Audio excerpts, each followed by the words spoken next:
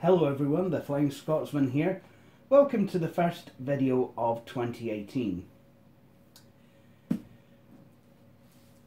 Firstly, I would like to say Happy New Year. I hope you all had a good festive period.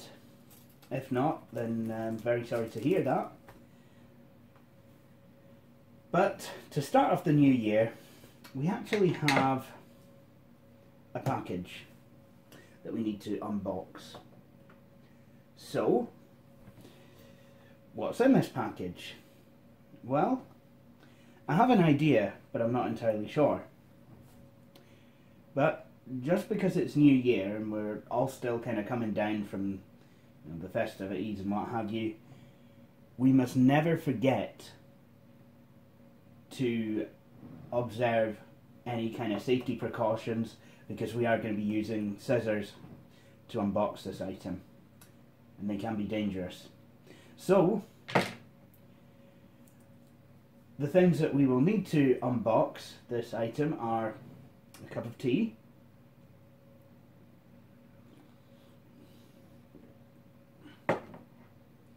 okay, that hit the spot, and of course said scissors.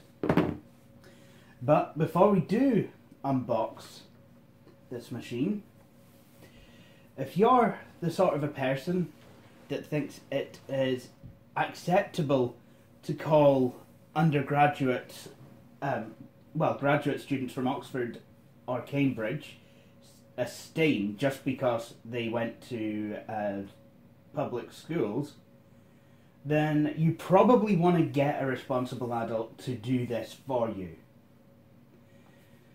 So, with all the safety criteria met, let's get ahead and start unboxing. So this is in a HP box, but I don't think for 1 second that it is a Hewlett-Packard in this box.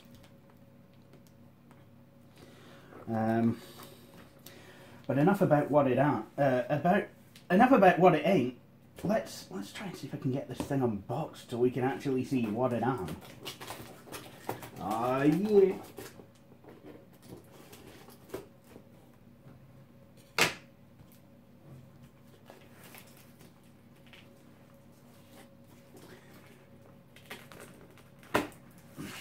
Oh, that worked.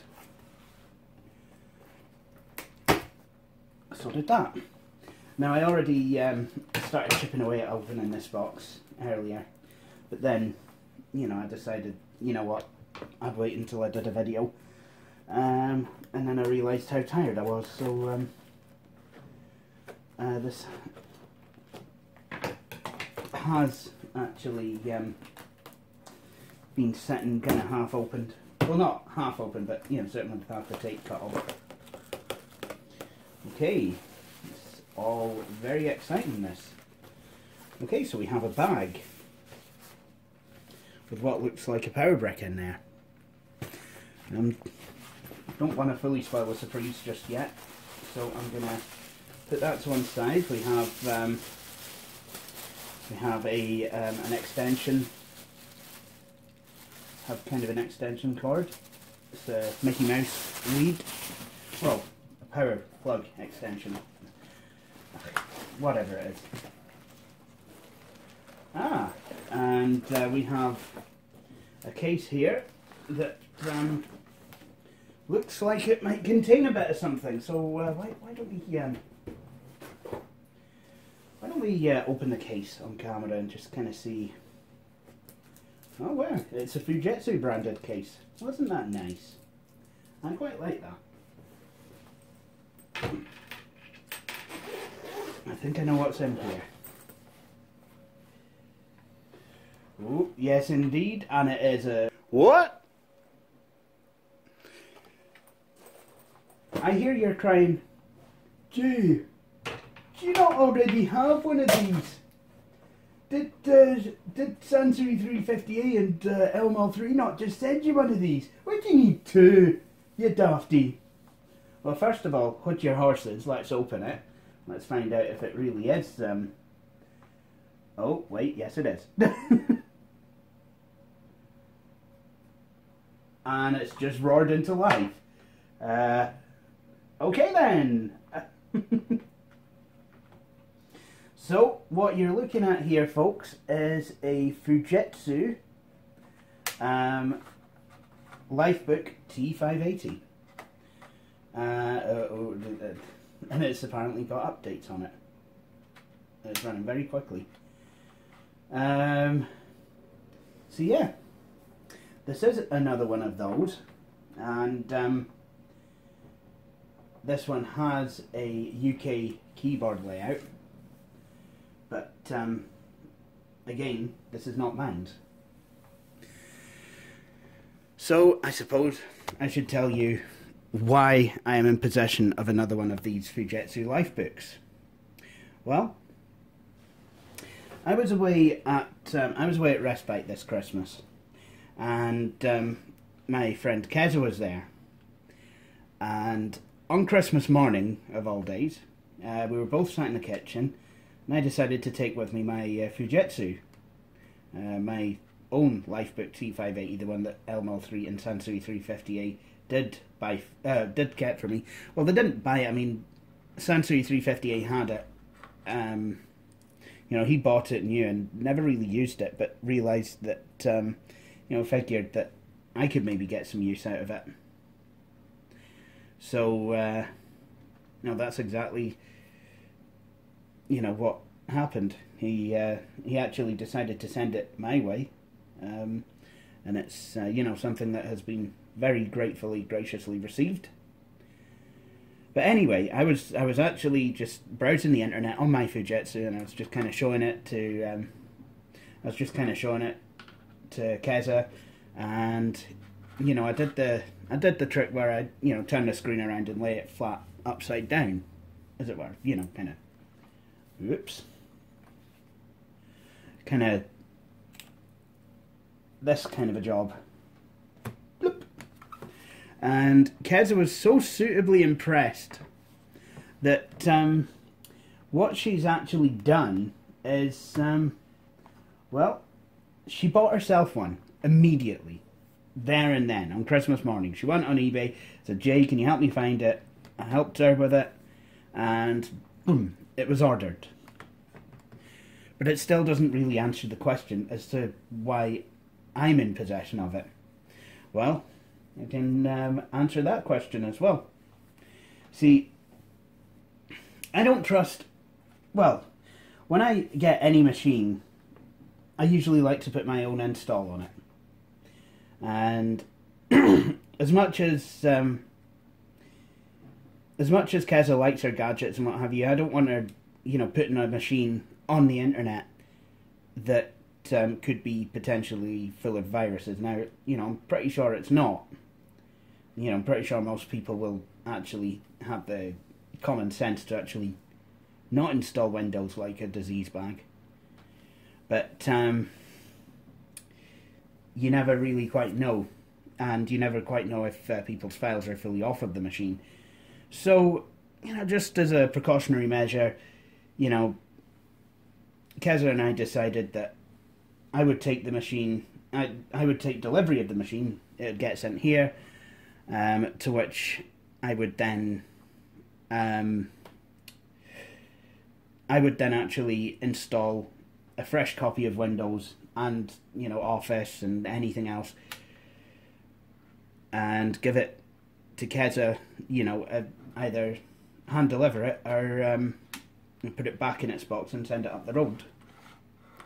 Now, obviously, I want to hand deliver the machine to Keza because I've got another one that I'm going to sort out for her. But we'll play that by ear. We'll see how it goes. Really, is all I can say. So anyway, here we have another Fujitsu Lifebook T580 with the twisty screen and the stylus and the small form factor. This one is running Windows 10. I do plan to do a video about my own Fujitsu Lifebook T580.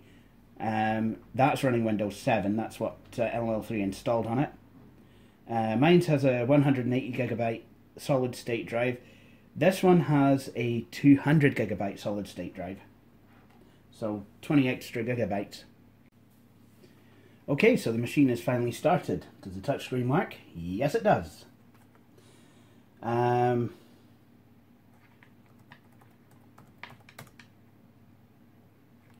the guy did send an email telling me what the password was. It was password. And it's got a minion for the login thing. That's not Luke approved.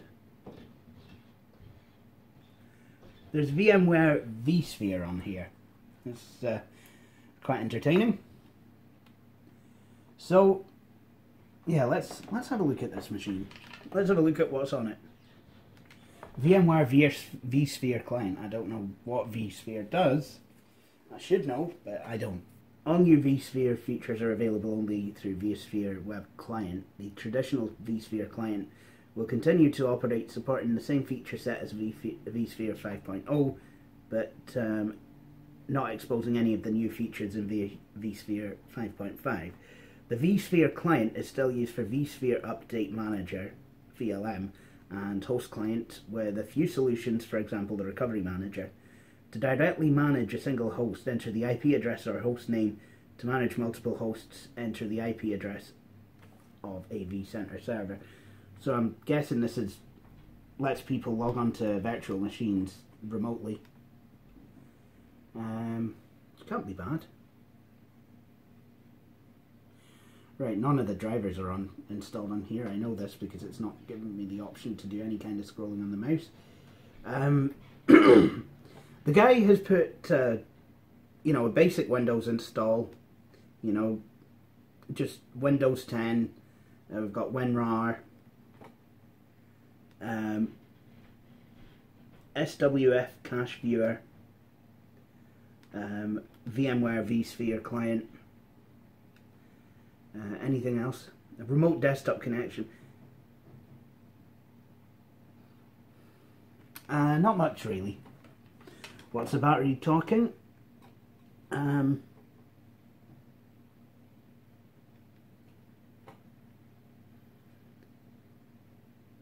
hours and 53 minutes remaining. Now the battery on mine is, well, Samsung 350A and LML3 did not think that the battery was going to hold any charge, but I have managed to get it to hold some charge, you know, a couple hours. Not bad, but at some point I might replace it. The one on mine, that is. Whoops, that's not what I wanted.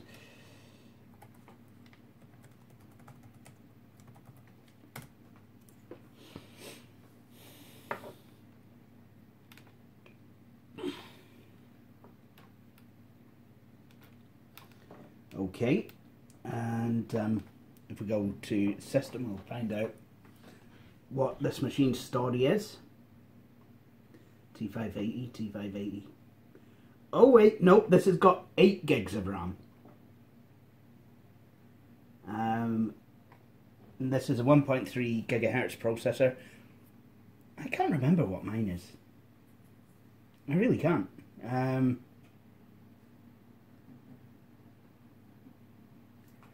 I really don't know. But this has got 8 gigs of RAM, which is, yep, it's really quite good. And apparently Windows is activated. Good. And this is Windows 10 Pro. So again, pretty excellent. You know, and they'll just kind of have, as if I know correctly. Let's have a look at the device manager. See what else it's got in here.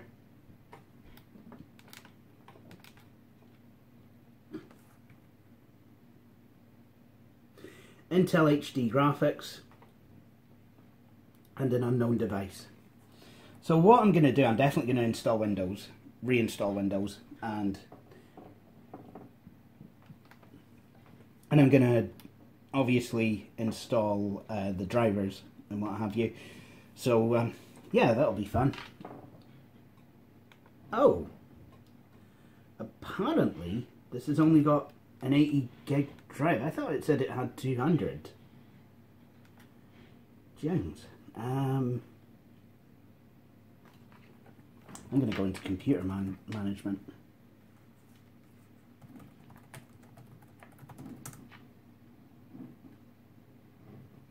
Don't like that. An 80 gig partition, 74 gig partition. That's. I'm sorry, but that's not enough.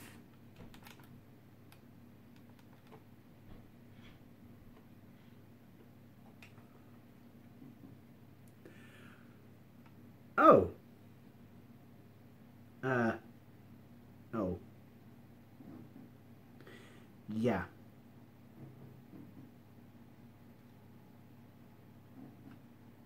Right. Okay, so it's only an 80 gig drive. Right. Well, I would probably say that it's maybe not enough to run Windows 10. I mean, it will kind of do it, but I'm going to have to go on eBay and see if I can find that listing.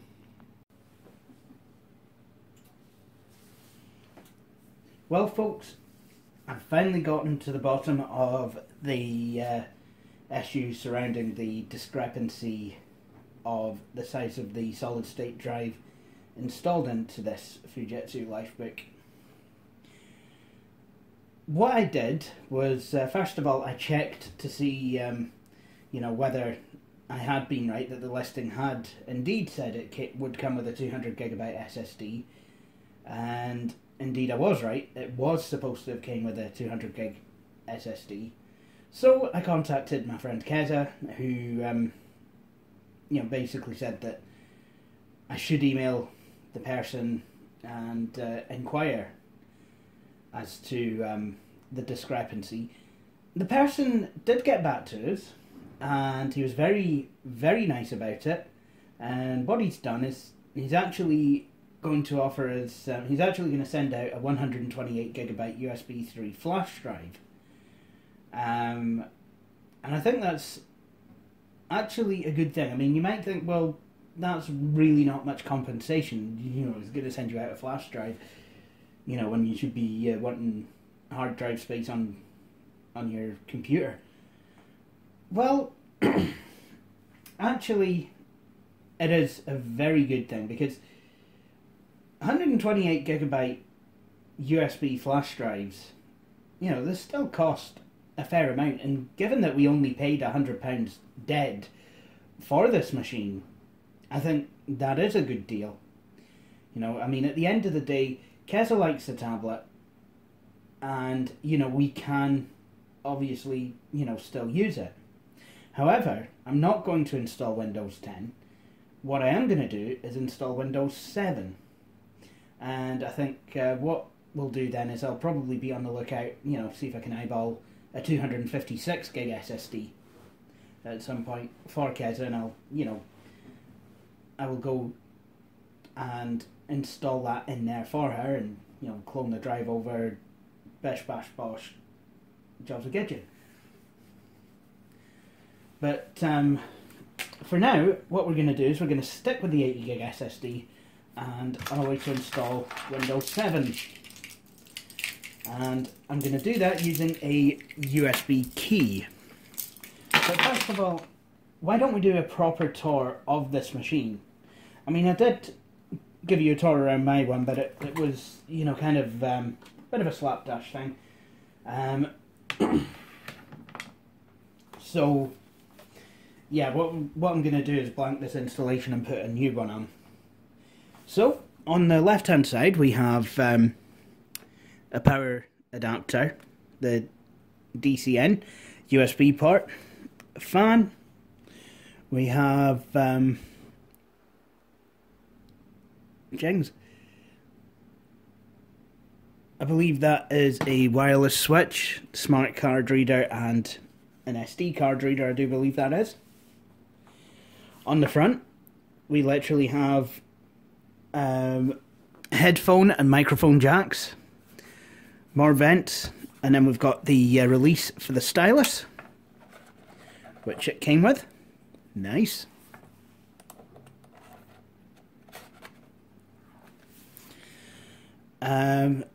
What else do we also have? I've just discovered something quite interesting on the screen of this actually as well.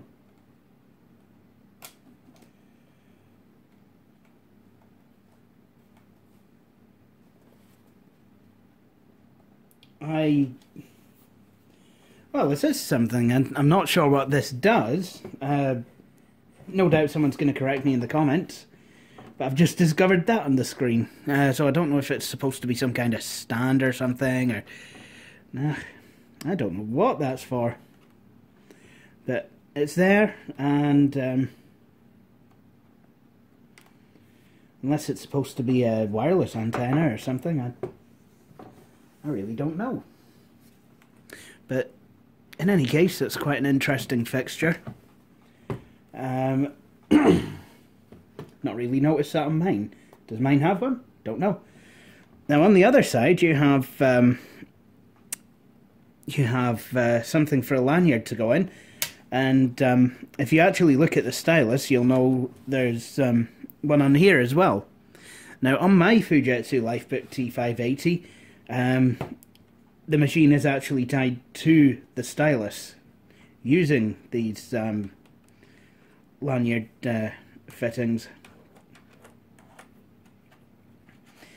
So it's, yeah, I guess my Fujitsu Lifebook T580 is the equivalent of a jacket with mittens tied to the sleeves. Then you've got another vent, another USB port, Ethernet port, VGA port with the screws,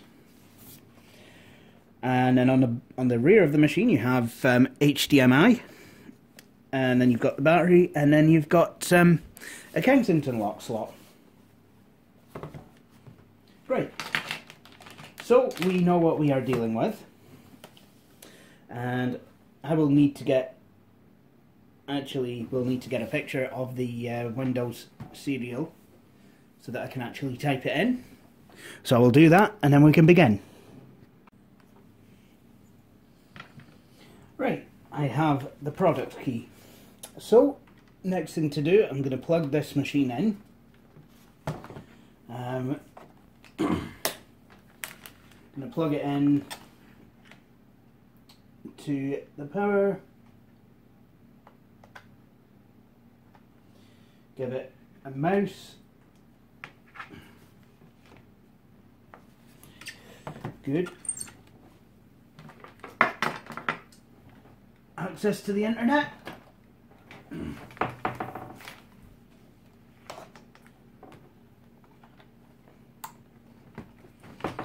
And last but not least, we need bootable media.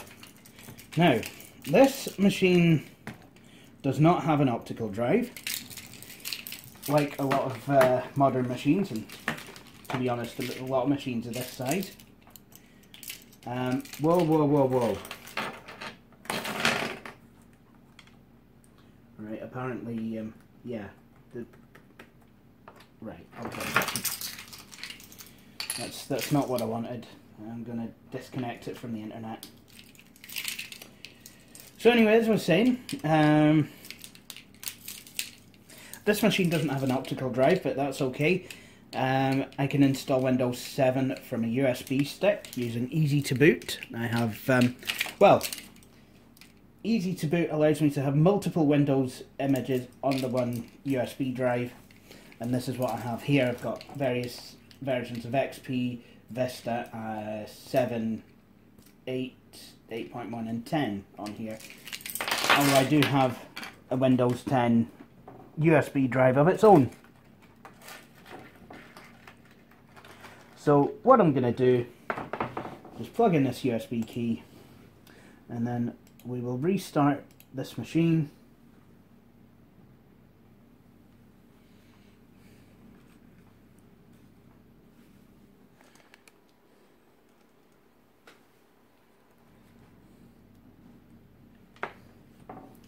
There we go.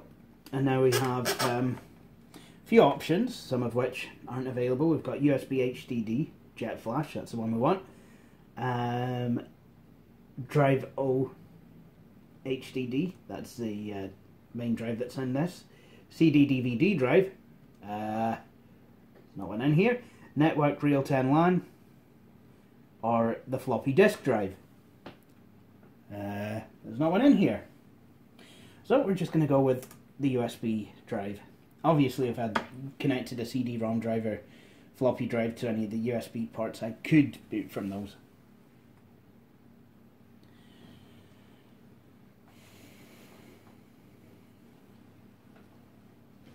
Okay, so I'm in the easy to boot menu. I have to try and bring this screen up a bit closer so you guys can see it. It's don't worry, I have a similar issue with being able to see things. Yeah, so there's a few things on this menu. Set default menu entry and timeout, DOS menu, utilities menu, Windows install menu, help, boot to first hard drive, rebuild main menu, reboot or power off. So I want to go to the Windows install menu, and I have a few options on here. I mean, these options, you know, are based on what images you have on your USB flash drive. So I've got XP step 1, step 2, and step 2 for low memory systems, or install Windows XP using WinPE. I mean, these are kind of advanced options. Well, I mean, I think the actual easy to boot, I think easy to boot does a lot of that trickery. But XP is a bit more messy to install from a USB drive than what Windows 7 through 10 would be, because, you know, USB booting, well, it theoretically works in Windows X in the early 2000s, which is when XP came out. It really wasn't a standard way of doing things. We all still used CD or DVD drives back then, but 7 and above, and I think Vista as well actually, can boot from a USB device. So I'm going to go to the Windows 7 menu, and we're going to install 64-bit Windows 7, as this machine has 8 gigs of memory.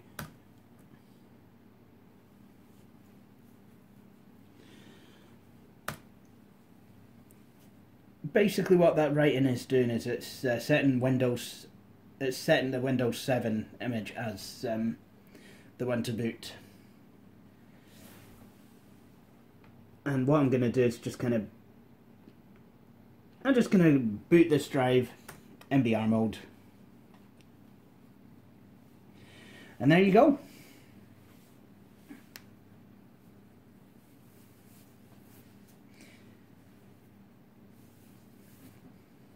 Now if it was on an EFI based system, I would have to boot into, you know, using BIOS mode to get to that Windows 7 menu that we were just on. But then from there I could tell the system to reboot and then boot to the flash drive in UEFI mode, and it would just act like I'd loaded in a Windows 7 DVD. But because this is an older system that uses the BIOS boot, we don't need to worry about anything to do with that. Boom. So installing from a USB drive to a solid state drive should be nice and quick. So what I want to do, quite curious as to how Windows 10 is installed on this thing.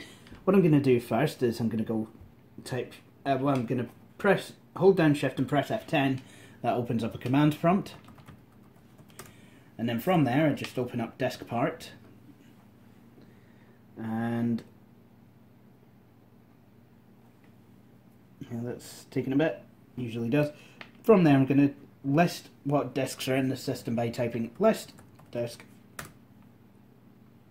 And we see drive 0, which is the 80 gig drive. It's a 74 gig, but it's, yeah, it's an 80 gig drive.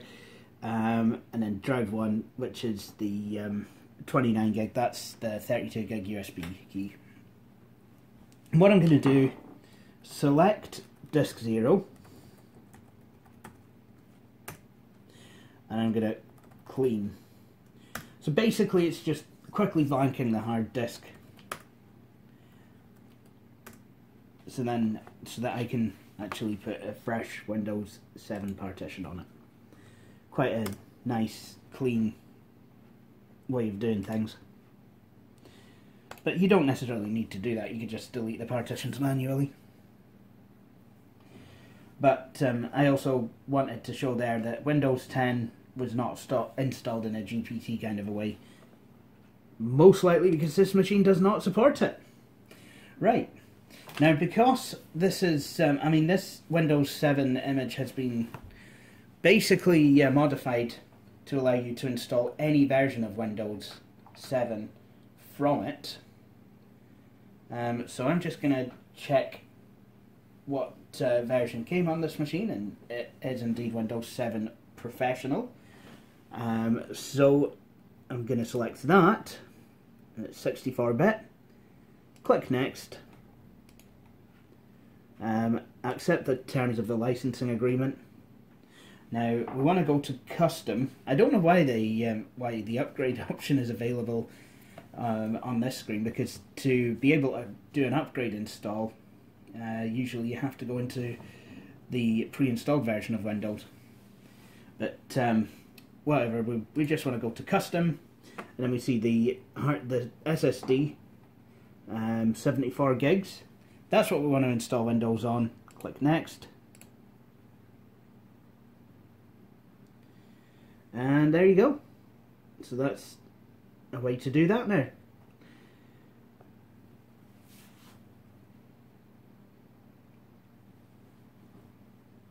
And this really shouldn't take too long. So we are now at the Windows 7 out of the box experience, and we have quite a nice big keyboard to work with here. That we're really not going to need it, because this is a 2-in-1, so it has a keyboard.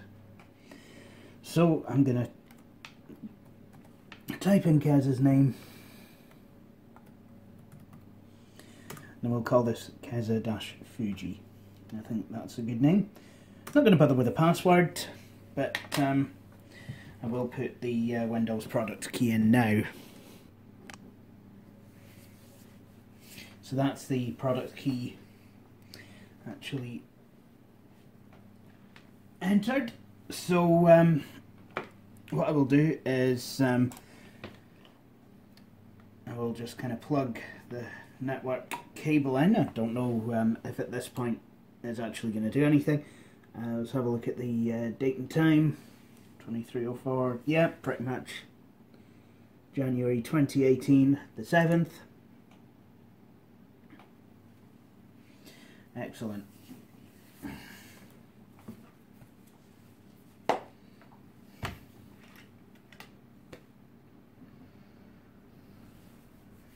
So this is just a way to prepare the desktop, and then it'll be time to install some drivers.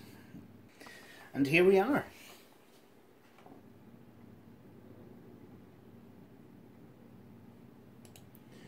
So this is saying no connections are available.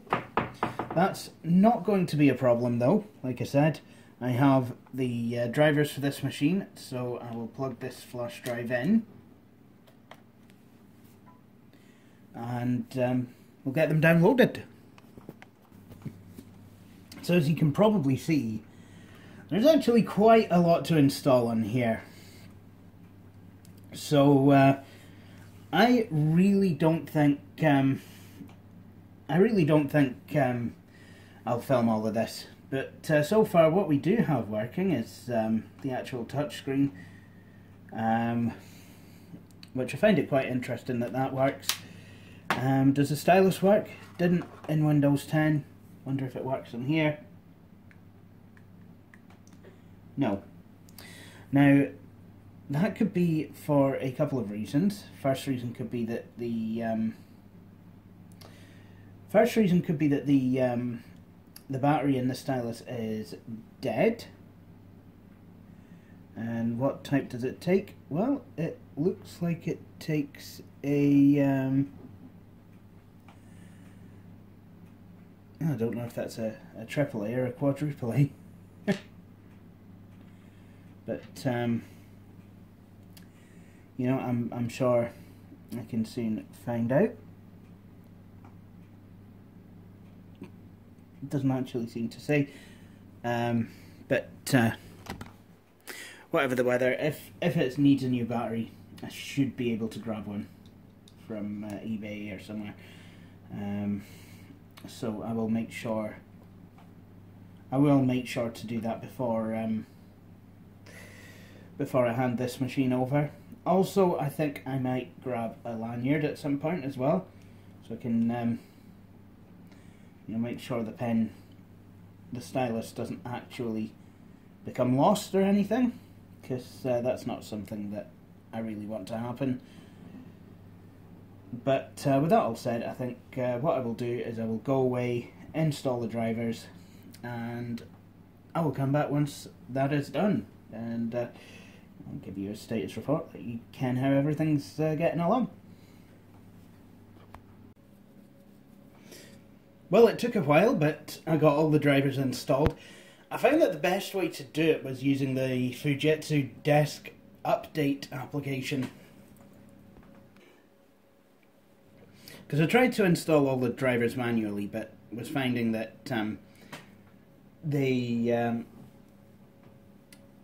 I couldn't detect all the devices, so and I couldn't get the auto rotation utility to work. It kept saying that it couldn't initialize the shock sensor or something, so I just reinstalled Windows, installed the Ethernet drivers, and then used Desk Manager to get everything set up. And it's done a brilliant job. So this tablet should now be working. Right, okay. So what we can do is turn the screen around, pop it back down, and there you go. You have Windows in portrait mode. Now the touchscreen itself works. I mean, this has a regular kind of touchscreen. Not sure if it's capacitive. It probably is, as it's you can actually use multi-touch on it. And while that works, the stylus doesn't. Now, this is an N-Trig stylus. I've heard there's problems with these, but just for the time being, what I've done is to order a pack of quad A batteries, because that's what the stylus takes. I'll try that, and if that doesn't work, then I'll keep on the lookout for a new stylus. We have buttons on the tablet. There we go.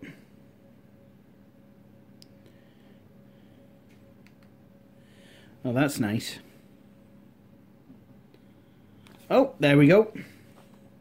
And now we're rotated the other way, which I think is quite good. But if we lift the screen up and twist it back, we find that it's actually the right way up again. Right. What I'm going to do is I'm going to plug the networking cable back in, and we will get some other stuff installed using 9i. So let me talk you through some of the programs I'm going to install here. First one is Firefox. It's my preferred web browser. I mean, obviously I'll check with Kazza if she wants Google Chrome or anything different, but Firefox at the moment does seem to be the best browser. certainly since they brought out Firefox Quantum 57, it's really improved quite dramatically. It is a fantastic update to Firefox. Adobe Air, that's here, so I thought I'd install it. Silverlight is up to date, got Flash, Java, because there's, believe it or not, still some bits of the internet that run that. Shockwave, I find that quite amusing that that's on here. You know, just in case just in case Keza wants to pretend it's 1999 and go play some Shockwave-based games, because those were, like, really, really fun. And it was, like, awful to have to wait for them to load over a bloody dial-up connection. Anyway, 7-zip, run zipping files. Revo, that's kind of more something that, you know, I would use if I had to sort out her machine, or, you know, wanted to remove anything, needed to remove any unwanted applications. Revo kind of does it and goes after any extraneous files or registry entries that are left behind and cleans everything up. It's brilliant. Teamviewer, again, just in case Keza needs any help, wants me to sign in, you know, and remotely access the machine. VLC, good media player. K-Lite codecs, good set of codecs.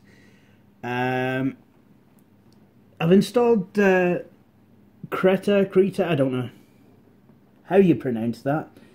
It's a painting program, as well as Paint.net, which is somewhere.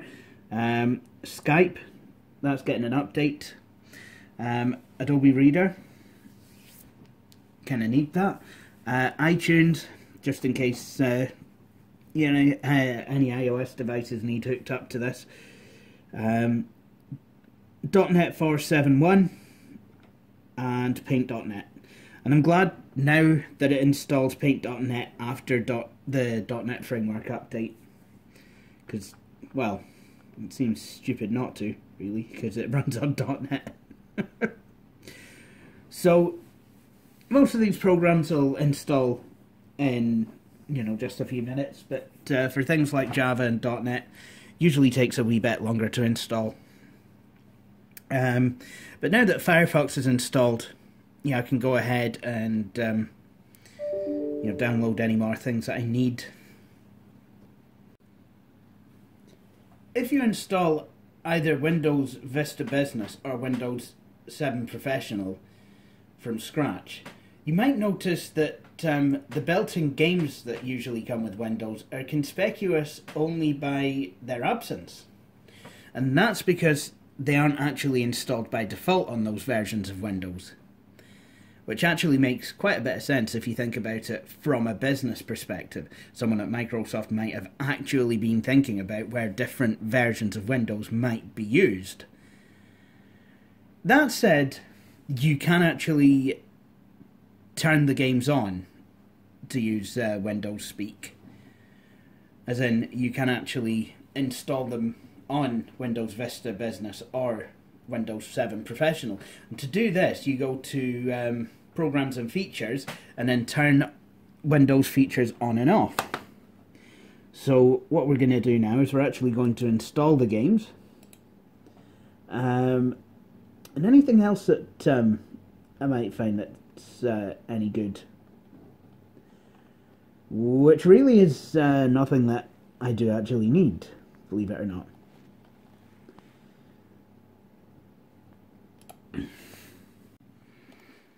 So, all the applications are now installed, and I have the Intel Solid State Drive Toolbox. As this is an Intel drive that's in here, I'm going to start the SSD optimizer, and apparently that optimizes Intel's SSDs using trim functionality. The latest firmware must be installed for this tool to function. Click Firmware Update to check for the latest firmware. Intel recommends running the Intel SSD Optimizer once a week. Alright, okay. So, firmware update. Check for updates.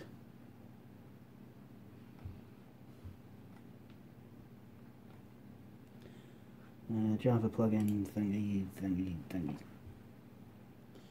Available downloads. Ah, bloody hell. Right, try that again.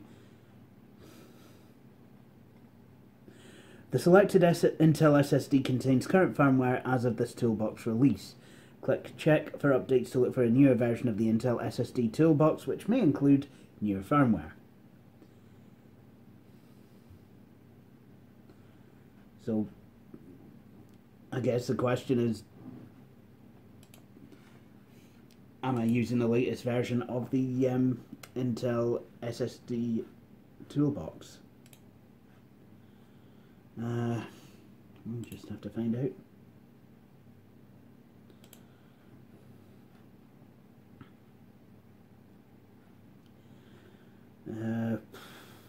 Version 349. And what is this wanting to give me? It's wanting to give me 349. Good. Right, I can run the optimizer. So that's what to do. I'll take the magnifier off as well. Well, I need to put it back on now. We'll take the magnifier off once it starts optimizing. The Intel SSD optimizer may take several minutes to complete. The tool requires more than a gig of free space before proceeding. Procedure does not cause wear on the drive. Avoid or minimize system use until this test is until the tool completes, at which time all consumed space is returned. Click Start to run the Intel optimizer, Intel SSD optimizer, or click Cancel to abort the operation. So now I can turn the magnifier off, as that will minimize system use, or at least help to do so.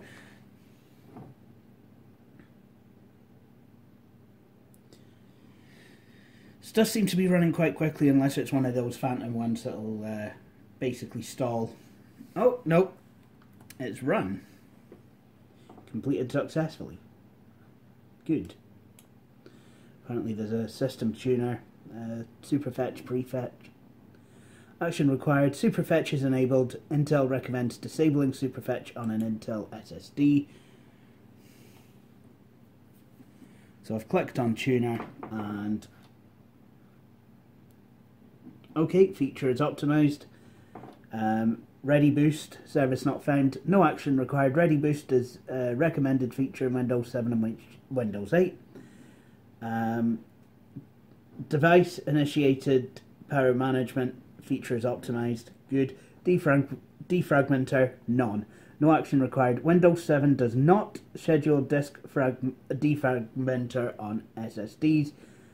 Do not run disk defragmenter manually on Intel SSDs. Well, any SSD for that matter. Good. So I have optimized Windows 7 for use with a solid state drive. So now I'm just going to customize this machine in a way that Keza will like, and then we'll install Office. So now we're getting somewhere.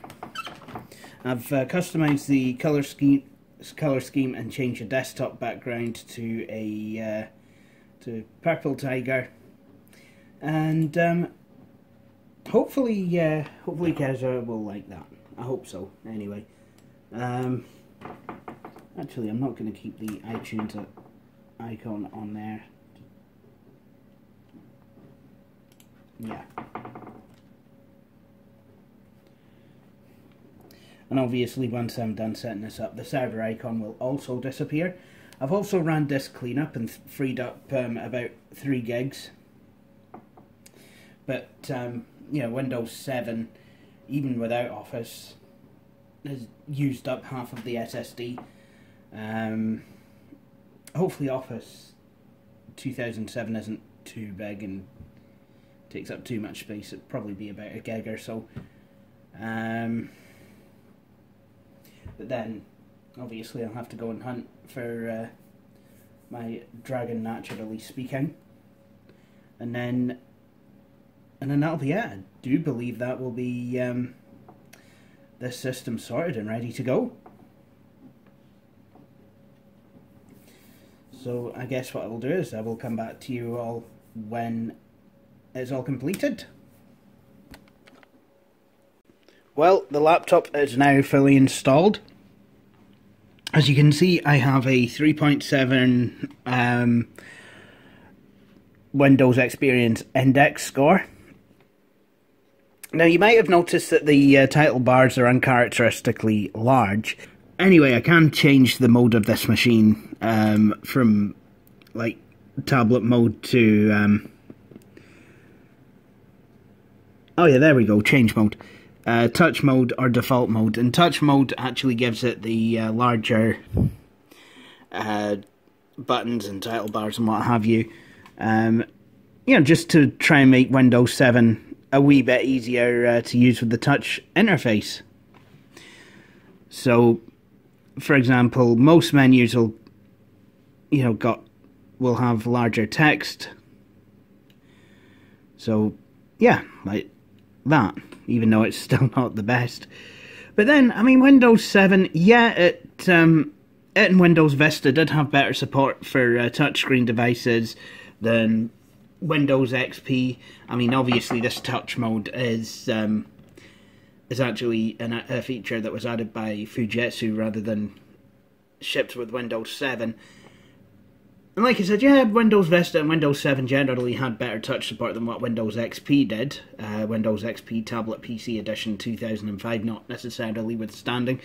But it wasn't really until Windows 8.1 and Windows 10 that touch support actually really came into its own. But apart from that, I would say that this is pretty good. Hopefully, I'm hoping Keza likes it. There's all our programs that she needs. And we've got a nice kind of purplish theme. So, all I really need to do now is to buy a new stylus for it. Well, no, new battery for the stylus. Hopefully I don't have to buy a new stylus. Hopefully get that working. And then we'll be good to go. Be able to pass it off to Keza. I do have another machine though. In fact, I've got another couple of machines that I'm sorting out for her. And they will be videoed forthwith. But as far as this Fujitsu is concerned, I'm going to call it done in terms of this video. So thank you for watching, and I hope you enjoyed this video, and there's more updates. I thought we were up to date, guys. Oh wait, Microsoft Office. Oh well. Thanks for watching.